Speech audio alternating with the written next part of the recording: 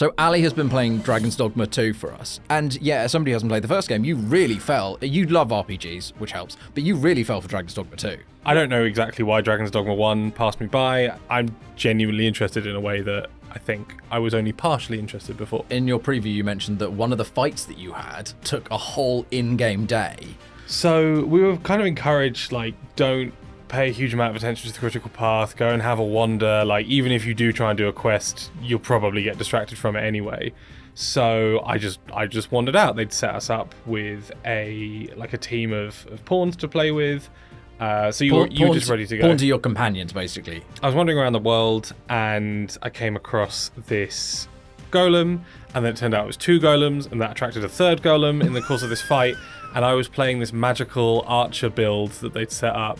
The golems have weak spots on them, but you have to be able to hit the weak spot. Like, one of them had it on the base of its foot, so only when you manage to topple it could I actually hit the weak spot and deal significant damage to it. And then at one point, like, a griffin turns up. I don't know what happened to this one, but this griffin came in, swooped, and just killed it. So immediately I'm down a person. And that pawn as well, that isn't like, oh, you go back to camp and they're there. They're gone. They're gone, yeah. But you can get them, they're like kind of free to get. You can pick up another one later or whatever. Yeah. But at least for that fight, you're like, hold on. I'm 3 golems in. I've got a griffin who's just completely wiped one of them, and there's only 3 of us, and I've been going for a while. And I think I was kind of lucky because in playing the archer build, what I enjoyed about it was I had 2 different elemental attacks. I had one kind of charge thing that fired multiple arrows, and like they all homed in on the point you were aiming for. But I also had an arrow that was like a healing arrow that you fire at your allies. Nice. But you can also, if you charge it up, you pick your ally up remotely, basically, which was very convenient for a really long fight.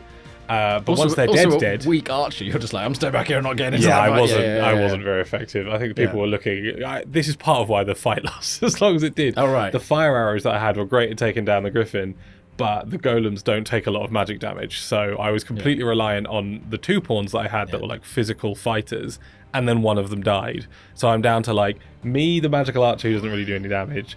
The support mage that was like the main pawn. You have 1 main pawn and 2 like support pawns, I suppose. And then the other physical attacker was dead, and it was. Those are 2 ideal. because I played the original. I did really like it. I love the fact that they've kept that you will just go across a hillside, and then all of a sudden something will just start attacking you out of nowhere, which will then pull in another monster. But then there was also that thing that you said about how it's not easy. They're not just sword sponges. A lot of the time in it, you are like, I don't know how to defeat that. I need to run away and get some information on what their weaknesses are on their foot and all that kind of stuff at work. Yeah. There was someone else playing, so it's not entirely my story, but they were struggling to kill this golem at the end because they couldn't find its weak spot. And it turned out that the golem had plucked a part of itself off, thrown it at someone. What? And that's where the weak spot was, just sitting somewhere in the course of the battlefield, because they'd just chucked a bit of themselves that happened to have. So of course they couldn't find it. Yes, they couldn't, it wasn't a bug in the game. It was no. This is how it's supposed to work. And then that fight carried on like into the night, and because it was nighttime, like wolves and some orc-looking things started coming out of the woodwork. So they were fighting me, and it was genuinely like from noon of the first day to like dawn of the second day, this fight raged on. So I had 2 builds to play with. I had this magical archer, and I had a spearman. How was the spearman? Was he any better? He was a lot more standard, right? It was a much more just traditional martial class, which I think I gel with more, but isn't necessarily the thing that, because I'm just used to it, right? Like you said, you have standardized RPG classes, and this felt a bit more like one of those. I looked down this hillside. I just wandered out again from a different town, looked down this hillside and saw a dragon with another party of adventurers, like NPC adventurers, all fighting it. So that was really cool. And I was like, well, it's Dragon's Dogma, and like I have to now go and fight this. Come on. But the golems each had like 3 health bars. The dragon had 8 full health bars. I think I got like 3 of them down. Weesh. Before, I don't know to the extent at which I was underleveled, but all of the NPCs bar 1 had died. Another of my NPCs kept just standing in the dragon fire repeatedly. Every time I looked at him, he was tanking up an entire burst of flame. And I was just there like, well, I guess I'll go and pick him up in a second. Not only was the world kind of reacting to all this stuff that I was doing, you can also use your own healing charges on the NPCs. So you can pick up a pawn, Like, if a pawn goes down, you res them. Like, Yeah. just in a standard multiplayer game, you'd be like, I need to res my ally. And like I say, like, eventually you run out of charges on that. Like, if they die enough times, they will be too dead to get back up. But the NPCs that were just in the world, that were just fighting, I could use my own respawn charges that I can't remember exactly what they were called, to pick them up. Yeah. And I decided not to do that because that felt like less of a good use of my resources. But let's say you go into an area and you're slightly underleveled, but there's an NPC that happens to be having a fight. You're like, actually, you're a bit stronger than I am. Yeah, like, exactly. I'll help you. The fight itself was a lot harder, but it was interesting to kind of see the extent. I think both of those stories pull the idea of the open world and how freeform it is and reactive it is it's great. together, like, so effectively. You just get a sense of, you walk around a corner and who knows what's going to happen. I have no idea what happens in the game or in the story because I did no quests because I was just in these fights consistently. But I think that's great, the fact that you didn't do the main quest line. Yeah. They kind of did. They told you not to do it, but there's Yeah. also that thing where it's just like the main quest line is going to be like structured and narratively crafted to be interesting and stuff like that. But you still had an absolute whale of a time just running over that hill and then running over that hill. I don't know, it's testament to some really good open world RPGs, you're right, like the Skyrims and the Zeldas, and to maybe a slightly lesser extent The Witcher and stuff like that. I think those really famous RPGs are the ones that absolutely just let you consistently go wherever you want and make something happen. And that's what sets them apart. That's that next level stuff, isn't it? Yeah, really? I think so. So I don't know whether Dragon's Dogma is going to live up to those, but it certainly feels like it pushes in that same direction. One of the things that I really liked about the first game, pawns aren't useless.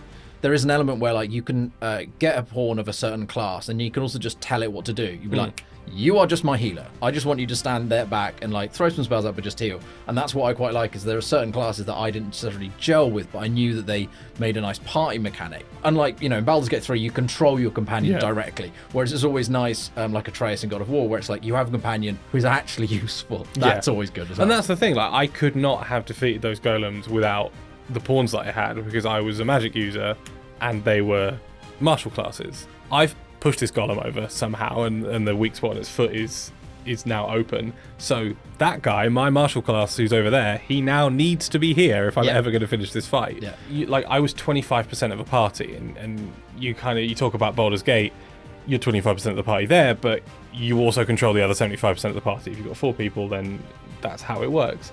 So you kind of rely on the idea that you're going to do some stuff, but the characters that you've chosen to recruit around you are going to do the other stuff. In theory, 3 times the heavy lifting combined as you're going to do. And so it comes to things like, okay, how am I going to make sure that I'm hitting weak spots, or I'm driving this in this direction, or I'm creating fire that affects this character, or like in the golems, like, you can climb up stuff, and I think that's an interesting one of those really towering bosses. The golem I need to push the golem over before I'm going to be able to do anything to it, or I need to make sure that this person is safe so that I can do some healing, or I just need to move to high ground so that my tanks are going to stand in this area and I'm going to sit and shoot at weak spots on this thing's back while stuff's done there. Like, they've revealed in the past the Trickster class, which is all about illusion and distraction, and in that instance, you're not having the fight, you're not sitting there having the fight.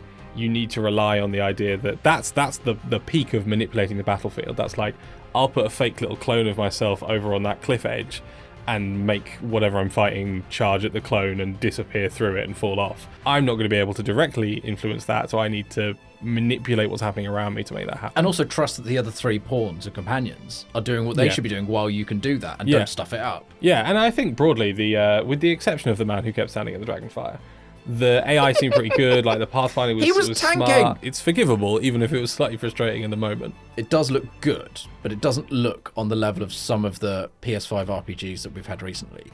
But you were saying that looking at the menu and then also looking at to the previous game, it's actually a aesthetic choice on purpose, that they've made it look like a retro Japanese RPG from maybe the PS3 era. I think it looks good. I don't think it necessarily is up there with the absolute peak of the PS5 and what it can do. It's not trying to go toe-to-toe with these like beautiful open world games in the same way. But as you say, I do think there is an element to which it's harking back to a specific time. So on the one hand, the director has said this is his attempt to deliver on what he wanted to create the first time around. So Dragon's Dogma 1 comes out. There are things that held it back from being the game that he absolutely would have loved to have made. This is the attempt to deliver, essentially, on the ideas that were set down Nice. with the original game, and I think that in part that extends to what the world looks like and how the world feels, and in other parts it extends to like the minute I open the menu, the greatest comparison that I drew from that UI was the original Dark Souls, and there's no need to do that other than that being an aesthetic choice. This is not doing it the whole way through. It's making an aesthetic choice in one place that harks that bygone era, and I think that's a really interesting way of making it clear that this is still the same game. This isn't just, oh, we made another Dragons Dogma game 10, 15 years on. This is... Because this isn't a reboot. This is a sequel to the original game. This is a direct sequel. Yeah, so the story does follow on. Fans of the original game will enjoy that aesthetic through line, the storyline coming through. But again, I think the main thing that I loved about this is you had never played the original, and you were really enjoying it, and you're really excited to try out other classes because you're only able to try out 2 of them. Yeah, I think the Trickster one that I mentioned is definitely one that I want to look at, and I'm looking forward to a bunch of different ways to play, I think. So it comes out on the 22nd of March, which is way closer than I would have thought, actually. Yeah, it's definitely one of these that's like snuck up. Yeah. Which I think is just the case of anything that comes out at the start of the year. You kind of rock up after Christmas and go, oh, games are coming out. They exist. But that sounds like a lot of fun. I'm really excited to play it. I'm glad that you enjoyed it. I'm glad that it wasn't too dense for somebody who hasn't played the first game, because I could have imagined it might have been. Yeah, I think so. It's a cult classic for a reason, right? Like, people get invested in a specific version of it, but it definitely does feel like a game that the intention is there to make this a direct sequel for people who want a direct sequel, but a brand new way in for people who didn't experience the first one. And maybe now we'll go back, but don't have to in order to get something out of Dragon's Dogma 2.